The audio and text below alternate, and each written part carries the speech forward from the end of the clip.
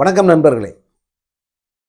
கரூர் துயர சம்பவத்துக்கு சில மணி நேரங்களுக்கு முன்னாடி நான் ஒரு வீடியோ பேசி வெளியிட்டு, அந்த வீடியோவை மறுவெளியீடும் கூட செஞ்சிருந்தேன். நீங்க பார்த்துருப்பீங்க. அதில் நாம் என்னென்ன சொன்னோமோ, அது 100% இம்மியளவு கூட மாறாம அங்க அரங்கேறியது. அதனுடைய விளைவு 42 உயிர்கள் பரிதாபமாக பலியாகின. நான் இப்பவும் சொல்றேன், அந்த உயிர்கள் பலியான பரிதாபமெல்லாம் எனக்கு இல்ல. ஆனா கோபம் இருக்கு.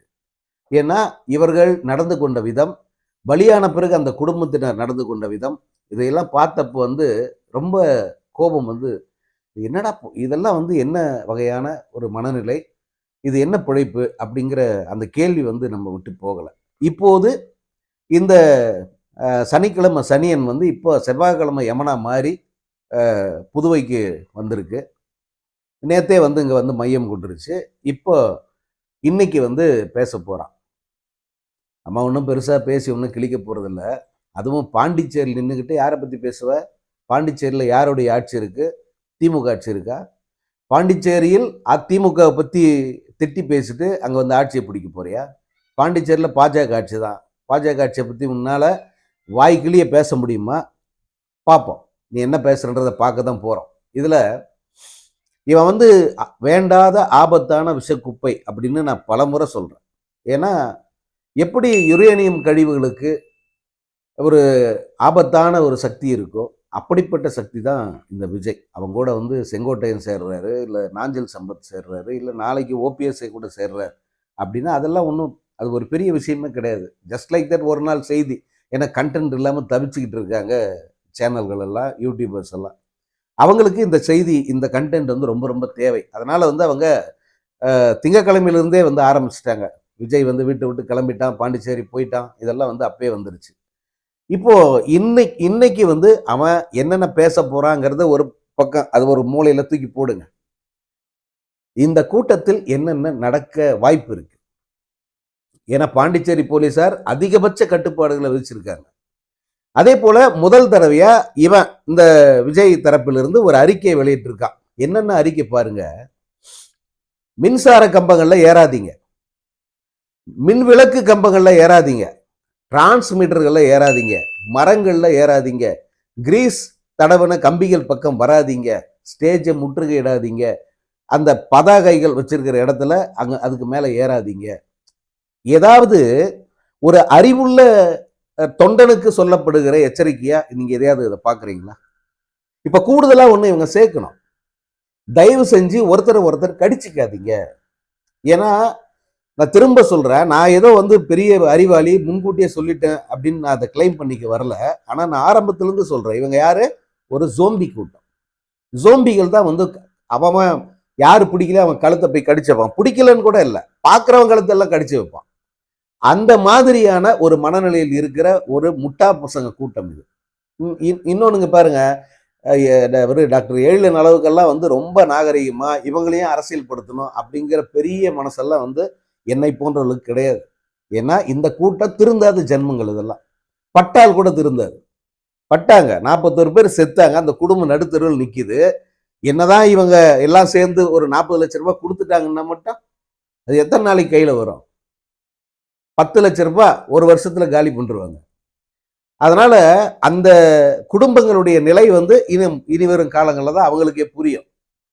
ஸோ இந்த மனநிலையில் உள்ள இவர்களை பற்றியெல்லாம் நம்ம ரொம்ப அக்கறைப்பட தேவையில்லை. ஆனால் சில தூண்டுதலின் பேர்ல அப்பாவி ஜனங்க பார்க்க போவாங்க. வாங்க திரும்ப எப்போ நம்ம ஊருக்கு அவன் வரப்போறான், ஒரு எட்டு பார்த்துட்டு தரலாம், சும்மா பார்த்துட்டு உடனே வந்துடலாம், அவன் பேச்செல்லாம் கேட்க வேணாம். எல்லாரும் அப்படிதான் வராங்க, கமெண்டே இப்படி அடிச்சுன்னு தான் போறாங்க. சும்மா போய் ஒரு எட்டு பார்த்துட்டு வரலாம், அவன் பேசுறதெல்லாம் போய் எது கேட்டு டிவியில் போய் பார்த்துக்கலாம் வாங்க அப்படின்னு சொல்லிட்டு போறாங்க.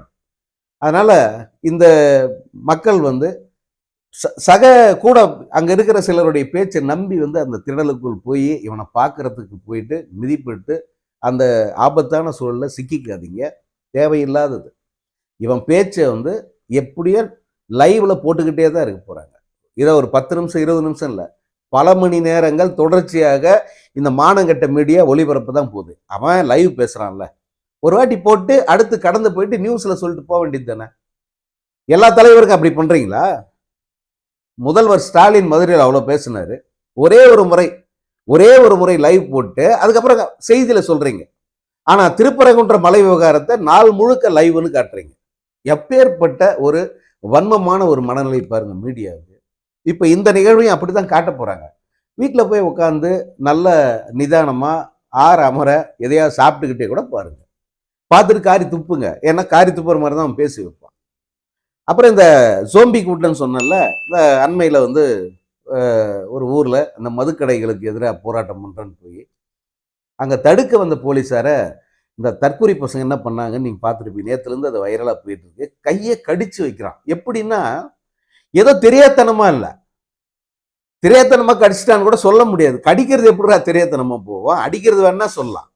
ஆனால் இந்த கம்யூனிட்டி கையை தேடி பிடிச்சி போலீஸ்காரர் அவர் கையை தேடி பிடிச்சி கடிக்கிறான். நாய் கடிக்கிறத விட மோசமானது மனுஷங்கடி. நீ யோசிச்சு பாருங்க, நாளைய கூட்டத்தில் எத்தனை வீரநேயிகள் வந்து இப்படி கடிச்சு வைக்க போதோ அப்படிங்கிற பயம் வந்து இப்பயே இருக்கு. இவர்கள் மனநிலை என்ன அப்படின்னு புரிஞ்சுக்கிறதுக்கு அது ஒரு சாம்பிள். யாரையும் அவங்க விட்டு வைக்க மாட்டாங்க. அந்த கரூர் கூட்டத்தில் பெண்களை இவர்கள் படுத்திய பாட்டை பற்றி திரு நக்கீரன் கோபால் அவர்கள் வீடியோவில் பதிவு பண்ணியிருந்தாரு. அந்த ஆஸ்பெக்டை வந்து பலரும் தொடவே இல்லை, அப்படியே தொடாமே கடந்து போயிட்டாங்க. இளம் பெண்கள் நிறைய பேர் அவங்க கூட்டத்துக்கு வந்திருந்தாங்க. அந்த இளம் பெண்கள் அங்கே இருந்த வக்கிர வாலிபர்கள்கிட்ட சிக்கி அவங்க எந்த அளவுக்கு சின்ன பின்னமானாங்க, எப்படியெல்லாம் கதறினாங்கிறத நக்கீரன் வந்து வீடியோவே எடுத்து வச்சிருக்காங்க. ஸோ இந்த ஆபத்து இருக்கு. ஏன்னா இவர்கள் மிக கேவலமான மனநிலை கொண்டவர்கள். பெண்களை வந்து இந்த மாதிரி கூட்டங்களில் தான் வந்து அபியூஸ் பண்ண முடியும் அப்படிங்கிறத வந்து அவங்க மூளையில் பதிவாகியிருக்கு. அதனால இளம் பெண்கள் நிச்சயமாக இந்த மாதிரியான தற்கூரி பசங்க கூட்டத்தை தவிர்க்கணும். நாளைக்கு போன பிறகு இந்த ஒரு இதையெல்லாம் வந்து குற்றச்சாட்டை வெளியில சொல்ல முடியாம நீங்க குமுறுவீங்க. அதனால தான் வந்து முன்கூட்டியே இதை வந்து சொல்றேன். ஏன்னா நாங்களும் பல அரசியல் கூட்டங்கள் போயிருக்கோம். பெண்களுக்கு அங்க தரப்படுகிற மரியாதையே வேறங்க. நான் ஏற்கனவே பதிவு பண்ணதுதான், பல பேர் சொல்லியிருப்பாங்க.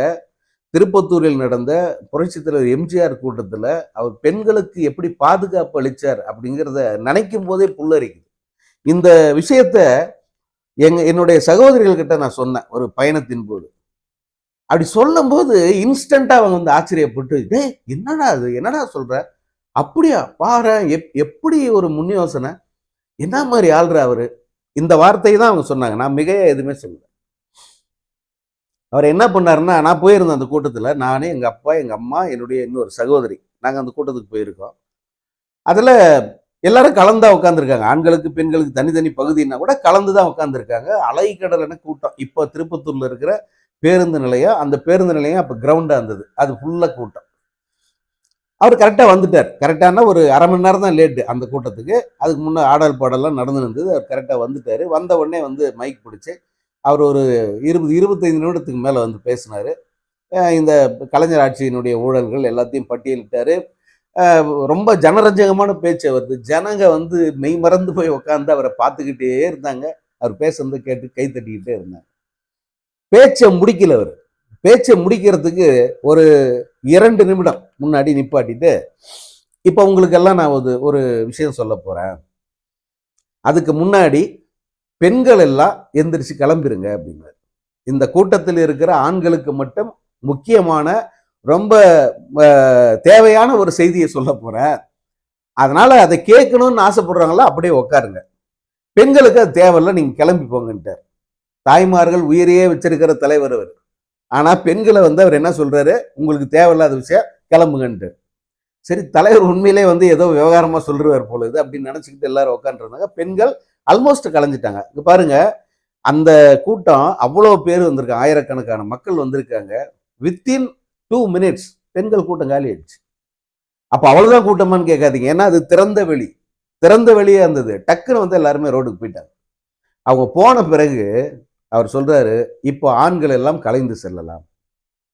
என்ன தலைவரை இப்படி பண்ணிட்டீங்களே அப்படின்ற மாதிரி எல்லாரும் ஸ்டன்னாகி பார்க்குறாங்க. வேற ஒன்றும் இல்லைங்க, நம்ம தாய்மார்கள் சகோதரிகள் குழந்தைகளோட வந்திருக்காங்க. அவங்கெல்லாம் பாதுகாப்பாக முதல்ல வீட்டுக்கு போய் சேர வேணாமா? நீங்கள் எல்லாம் அந்த தள்ளுமுள்ளு ஏதாவது ஏற்பட்டுச்சுன்னா அவர்கள் கஷ்டப்படுவாங்கல்ல, அப்படி ஒரு கஷ்டம்லாம் அவங்களுக்கு வந்துடக்கூடாது. என் கூட்டத்துக்கு வந்து அந்த மாதிரி கஷ்டம் வந்துடக்கூடாது. அதனால தான் சொன்னேன், இப்போ நீங்கள் நிதானமாக கலைஞ்சுப்போங்க, ஒன்றும் பிரச்சனை இல்லை அப்படின்ட்டு இந்த ஆண்களை பார்த்து சொன்னார். அதுக்கு கைத்தட்டல், அப்படி ஒரு கைத்தட்டல் இருந்தது. அந்த மாதிரியான தங்கத் தலைவர்கள் வாழ்ந்த மாநிலம் இது. இப்போ அப்படி யாரும் இல்ல. இப்போ இருக்கிறதெல்லாம் தற்குறி தான். அது இந்த மாதிரி தற்குறி. இந்த தற்குறிய பத்தி கேட்கவே வேணாம். எவன் செத்தாலும் எனக்கு பிரச்சனை இல்ல. எவன் செத்தாலும் அது செய்தியா வரணும். நான் லைம் லைட்டுக்கு வரணும். இதுதான் அவனுடைய ஆசை. அந்த ஆசைக்கு யாரும் பலியாயிடாதீங்க. நாளை இதெல்லாம் நடக்கும். தண்ணி வச்சிருக்கான், பாத்ரூம் வச்சிருக்கான், டாய்லெட் எல்லாமே வச்சிருக்கான்னு சொல்லுவாங்க.